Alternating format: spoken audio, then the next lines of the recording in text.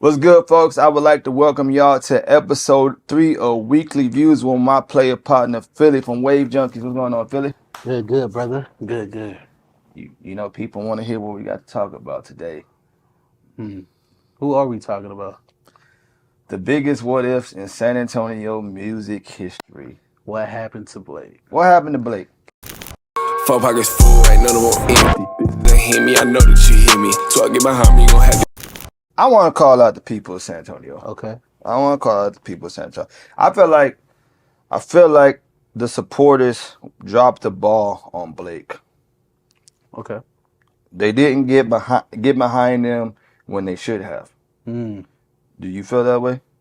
Yes, I do. Because it was up to us. We should have went harder for Blake.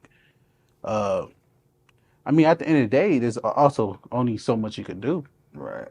But, you know, I tell you this. There was a point in time where you couldn't go nowhere without hearing Blake's music.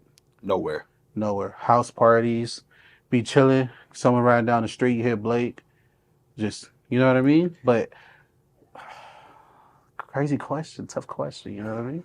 I feel like when Blake was on the scene and when he signed his deal, it was a lot of hate. There was a lot of hate. Yeah. I felt like a lot of the other artists that were coming up didn't want to see him in the forefront because they felt like, from one, they felt like he was trash. That's opinionated. Nobody has to like your music. You know, they felt like they were better. You know, they felt like he's spoon-fed, you know, because he was from the north side. That right, because his music. He never came off like about hood stuff. All his music was just him like talking his shit, like quote unquote dripping and all that stuff. Like he never came in saying like he's gonna shoot up somebody, he's gonna go shoot up your block. So I never understood that. I know one problem that a lot of people had with Blake, and these were conversations that I would have with amongst my peers.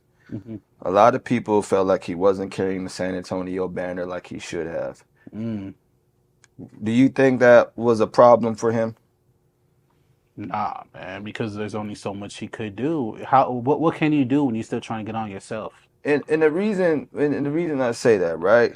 Because we've seen artists from different cities, and I'll use Cash Money when Cash Money came up, right?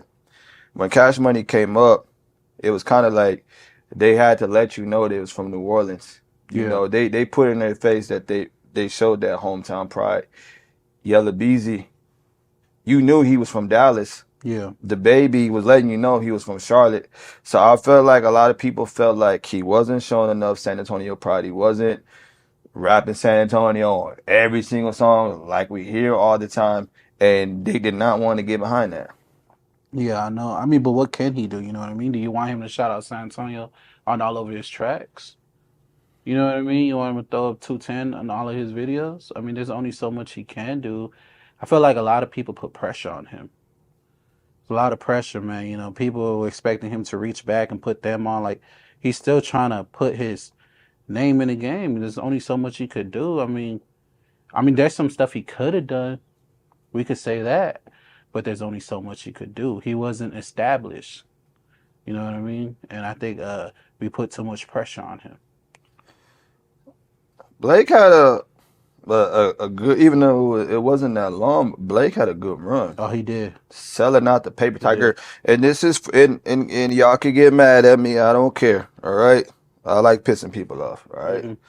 Blake was one of the few artists in the city that I've seen that packed out the Paper Tiger. Yeah. As a headliner.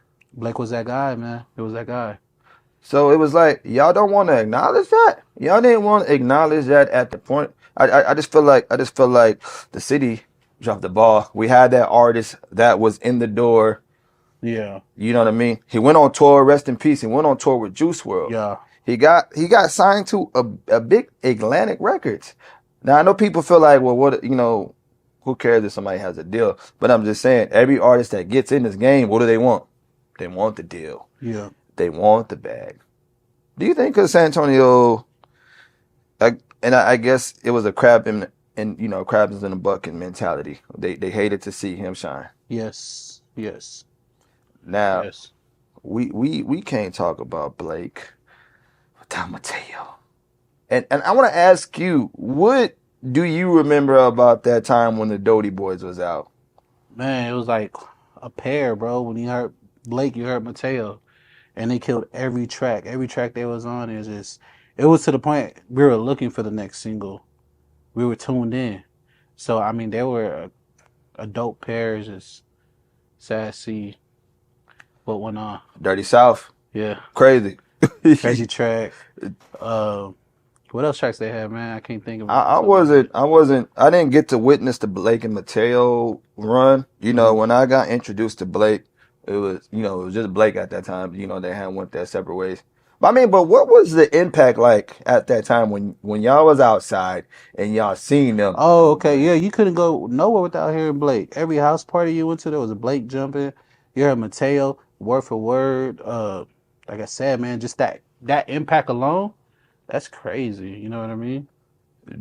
Do you think because of the split that they made, that people and the fans just basically just kind of forgot about Mateo? They didn't get behind him no more. Yeah, could say that. I could say that. I don't know. Like I said, I wasn't there during that time. But so I just wanted to get an opinion, like, you know, because it would seem like I know they started off as Batman and Robin, you know, Blake and Mateo. But then when that happened, it was Blake. Just Blake. Do you think they could come back and do a reunion? Would you like to see it? I think that would be dope. Do you think that it could happen? Yeah. I mean, anything could happen. Money talks, right? Moses like, nah. I mean, anything could happen when money talks. People put their pride to the side. You know what I mean? You think Blake left too early? He had a strong run, Yeah. and it was kind of like disappeared, like Alakazam, bam. Yeah. I mean, I guess after a while, you could say he kept just putting out the same tracks. It was nothing different after that. You know what I mean? After when, you know, at a point where it's consistently the same stuff you hear, it gets boring. You know what I mean? People want to hear different sounds sometimes. And sometimes when people do hear different sounds, it's hard for them because they're not used to that. I just got frustrated during that time because I'm like, this is the guy. Yeah. He's there. He's in the door. I mean, also you got to think about it. At his time when he had that exposure, who had exposure? It was just him. So, like I said, it was too much pressure. It was just him. There's only so much he could do. I mean, he didn't have, like, it was just him. He was just a one-man team. You know what I mean? You could only do so much. And he's the only San Antonio rapper, yeah, I said it, that's been on a Say Cheese list. Now, who gives a fucks about our list, right? But I'm just saying, like, Say Cheese. Yeah. On the Say Cheese Texan list. Him and Mateo both on. He's the only artist from the city that was on one of those lists. Exactly. So it was like, we fumbled. Yeah, we did fumble. We fumbled. It's crazy, man. What do you think he'd be now if he was still making music? Man, I don't know, man. Do you think the sound would have involved? Do you think he would have rebranded himself? He could have, and the reason a lot of people don't know this, but he had the same A&R that Meek Mill had. His name is Dallas. So you know he had those resources and things like that to go on and access to different songwriters. So I think eventually, and probably he was still trying to figure himself out as an artist. You know what I mean? When you know he was coming up, he had one fan base, and you know he was trying to figure out where he was trying to go. Now I can't say why he left, or you know there's speculations on people. Some people say he fell off, or he was a one-hit wonder, or anything like that. People saying that he took their style and stuff like that. But I just feel like, you know, we never know why he left. You know, that's only him and God knows that. Do you think because his sound was dying down, his views were dying down, where he just like, you know, fuck it, I'm gonna just venture off in something else? I don't know. I mean, we don't know because it's easier for us to say on the outside why he fell off. We don't know if it was, you know, and he started making more money. So when it gets to more money, more problem. You know what I mean? You probably got, you know, there's probably people coming in different directions or asking for him. and for this and that, you know, artists, hey man, put me on, do that. It's probably, you know, it's a lot of stressful at times. You know what I mean? Not only that, he's dealing with a major label, so he couldn't do. Oh yeah, who did he sign to? Atlantic. Yeah. So you know, he couldn't do the things that he wanted to. So we don't know. You know what I'm saying? That's not me to stay, but we can't not mention Blake without giving credit to Lil J. You know what I'm saying? Shout out to Jay. You know what I'm saying? Cool dude, man. Cool dude. And I just, Blake, we miss you, man. Come back. Come back, man. If you watching this, man, come back for a concert or something, man. So, did you listen to that Blake mixtape? Was that like his only project that he put out? What did you think about that? It was cool. It wasn't the best. I felt like it could have been better. It has some good songs. I didn't hear a strong single on there. Yeah, to me it was just like a whole bunch of skips. And again, like I said, he was still figuring himself out as an artist. Favorite Blake song? Shit, 100 Peons. Somebody come get these niggas away from me. Please tell these niggas to leave me alone. How did this nigga end up in my phone? He was talking to shit on that song. Over flexing? Yeah, I like flexing. I was just bumping that one because I knew the episode we was doing, so I was bumping it. But when I put on 100 Peons, that shit right there, bro, he was just talking and shit, and then it was just crazy. Man, me personally, I probably gotta say such and such. Yeah, it's Lil Blake, bitch, you see me say what's up, yeah. I style shawty, probably somewhere counting up, yeah. Oh yeah, see? I like such and such. And that's the thing crazy about Blake. He dropped some shit that made you feel yourself. You know what I mean? It was dope. He gave you that fresh vibe. He gave you that sound.